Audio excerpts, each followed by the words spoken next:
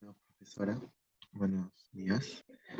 Uy, soy Hoy soy Juan Diego Torres y este es mi PC3 del curso de crítica. De animales a dioses. Este es el libro de Harari que nos tuvimos que leer. Ahí me tocó el capítulo número 18. Y pues bueno, si se escuchó bien atrás, perdón. El Homo sapiens lo único que busca es su propio bienestar. Es tan egoísta que no le importa talar árboles, destruir hábitats y extinguir especies con tal de moldear el mundo de acuerdo a sus necesidades. Esta es una reflexión que me dio como que la primera parte del capítulo y que pues me hizo pensar que es bastante cierto. Nosotros adecuamos el mundo a nuestras necesidades, somos una especie que constantemente va cambiando y constantemente va creando situaciones, contextos que se adecúen a nosotros.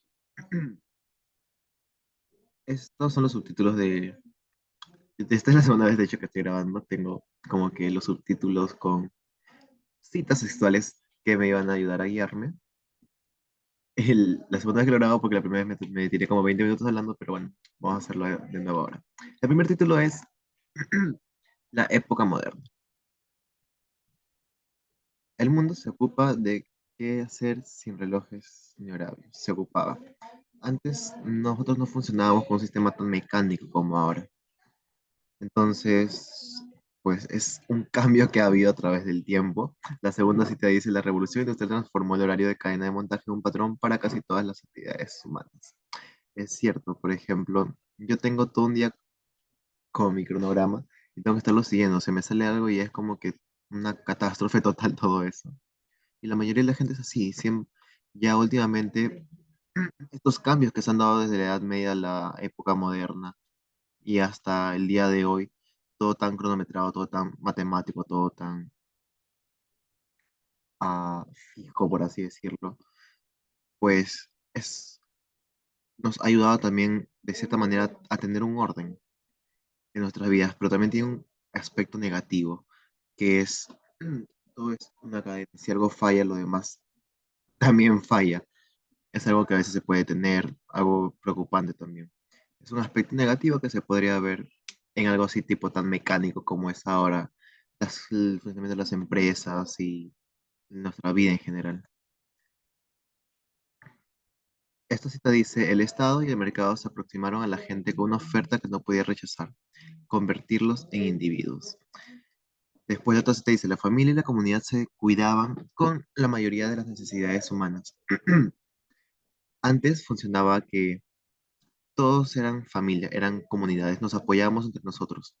Necesitaba dinero, mi familia me lo podía dar. Necesitaba que me cuidaran por temas de salud, mi familia me cuidaba. Necesitaba, no sé, una casa, mi familia me ayudaba a construirla. Y era todo lo que todas tus necesidades eran cubridas por tu familia y por tu comunidad. Era un apoyo mutuo que se daban entre todos. Pero tenía sus limitantes. Por ejemplo, no sé, si querías una pareja, tenía que tener la aprobación de tu familia. Querías una casa, como, no sé, te construyen tu casa para que te lleves a tu familia o ese tipo de cosas. No eras totalmente libre, sí. No sé, querías una profesión, tenías que tener la profesión de la familia. Tu familia eres todos zapateros, tú tenías que ser zapatero. Entonces llega el Estado y te propone, tú vas a ser un individuo, vas a ser tú solo, no va a ser tu familia, no va a ser tu comunidad. Te vamos a dar derechos, te vamos a dar escuela, te vamos a dar salud, todo para que tú puedas ser totalmente libre e independiente. Y esa es la oferta que no se podía rechazar y de lo que se refiere a este capítulo. Bueno, a este subtítulo, mejor dicho. Tenemos estas otras citas que dicen, los mercados y estados lo hacen promoviendo comunidades imaginadas. Y en los dos últimos siglos las comunidades íntimas se han desvanecido, dejando que las comunidades imaginadas ocupen el vacío emocional. Estas comunidades imaginadas, como su nombre lo dice, son imaginadas. No son comunidades como las que tenemos ahora, la familia, los vecinos y todo. No. Un ejemplo de esto, me pongo a mí, yo tengo un grupo en Telegram donde compartimos cupones de descuento con gente de verdad que yo no conozco, pero nos apoyamos mutuamente. Eso es un tipo de comunidad imaginada. ¿Y a qué se refiere con que llenan vacíos emocionales? Por ejemplo, no sé, puedo estar en un grupo de Facebook, por ejemplo, donde suban frases motivacionales o de repente unirme al club de fans de mi artista favorito. Son ese tipo y de comunidades imaginadas, los cuales se usan para poder llenar un vacío emocional. Y con respecto al mercado, pues por ejemplo, los cupones que yo comparto con mis compañeros y mis compañeros comparten conmigo, que en realidad no los conozco, pero es una forma en que el mercado ayude a estas comunidades imaginadas a crecer y que se vuelvan parte de nuestro día a día. Los humanos solían asumir que la estructura social era inflexible y eterna. Antes se creía que las cosas eran así porque sí, así se iban a quedar por siempre, que las cosas no iban a cambiar, pero tenemos esta otra cita que dice, ahora se halla en un estado de flujo permanente. ¿A qué se refiere con esto? Como antes digo, se repetía que las cosas no iban a cambiar, simplemente eran porque sí y así se iban a quedar. Pues no, el Estado, la política, las leyes, todo ha sido hecho para nuestras necesidades, para cubrir nuestras necesidades y que se adapten a nosotros. Y nosotros como individuos, nuestras necesidades van cambiando con el tiempo. Entonces, nuestro estado es un flujo constante, un flujo permanente de cambio, porque nosotros al estar cambiando, esto también tiene que cambiar para adaptarse a nuestras necesidades. Y esto es a lo que se refiere con un estado de flujo permanente. La reducción de la violencia se debe en gran parte al auge del Estado. Y que aún así, desde una macroperspectiva, los tribunales y las fuerzas policiales estatales han aumentado probablemente el nivel de seguridad en todo el mundo. Ya para nadie es sorpresa, la verdad que en todo el mundo han cambiado las cosas. No vivimos en una época de violencia como era de aquí a hace 1000 años, donde la guerra era algo de todos los días. Gracias al Estado y a la seguridad que nos brinda a la Organización de Derechos Mundiales, Internacionales, pues vivimos en una época de paz, se podría decir, donde gracias a los estados pues se puede controlar la violencia. No es que no haya violencia, no es que haya desaparecido, sino se controlan. Los parámetros de la violencia han disminuido. En el texto ponen el ejemplo, por ejemplo, de que yo puedo matar a tu hermano y tú matas a mi primo en venganza. Y eso antes era permitido porque era arregles entre ustedes, pero dentro de unos ciertos parámetros. Esos parámetros se han limitado gracias al Estado y por eso se ha disminuido la violencia. La violencia dentro de los estados se ha reducido o ha aumentado desde 1945, pero lo que nadie puede negar es que la violencia internacional ha caído hasta el nivel más bajo de todos los tiempos. Antes, como repito, hace más o menos unos 1000 años, de repente un poco más, menos, un poco más, hasta más, pues la guerra era algo de todos los días. Tú no podías estar tranquilo diciendo, mañana voy a despertar y de repente, hay una bomba estalla fuera de mi casa. Era algo más común. Eso. Ahora ya no pasa. Ya no estamos en tiempos de guerra. Ya no estamos pensando, preocupándonos de que mañana puede haber guerra pasado la próxima semana.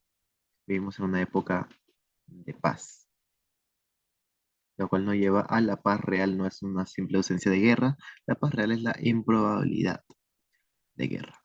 ¿A qué se refiere con esto? De que lo que acaba de decir también hace poco, hace un momento, pues nosotros no estamos preocupados por la guerra, no estamos preocupados, ni siquiera pensamos en guerra, porque es otra época, una época de paz, en la que simplemente es muy improbable en la que estalle de la nada una guerra. Reflexiones finales. Es más que nada para hacer todo esto me basé en citas textuales para poder explicar más que nada de qué se trata este capítulo del libro de Harari. Y pues mis reflexiones finales del texto son que nosotros como individuos vamos cambiando constantemente, de cómo pasamos, por ejemplo, a guiarnos de las estrellas, el sol, las estaciones, a tener horarios fijos y muy cronometrados, muy específicos, a cómo antes de tener un estado simplemente vivíamos con nuestras familias, nuestras comunidades. Nosotros hemos ido cambiando, somos seres cambiantes, un flujo constante, como se dice, un flujo permanente. Tenemos necesidades y gracias a esas necesidades hemos creado instituciones como el Estado, el mercado, que se adaptan. a cubrir nuestras necesidades. Y nosotros, al tener necesidades que van cambiando constantemente, pues estas entidades también lo hacen. La política, el mercado, todo eso, nuestras relaciones sociales también van a estar cambiando. Y pues todo eso no solamente ha ayudado a que nosotros como que crezcamos como sociedad, sino también a apaciguar la violencia, como las leyes que han quitado no quitado, sino han disminuido los parámetros de la violencia. También la gente, la mentalidad de la gente, ya los países por fin se han dado cuenta, los líderes se han dado cuenta que sale mucho más rentable no, no vivir en guerra, sale mucho más barato, la verdad, que estar en paz. Y esa es una de las razones por las cuales también estamos viviendo una época de paz, porque no sale rentable vivir en guerra, no sale rentable crear una bomba atómica y lanzársela a otro país.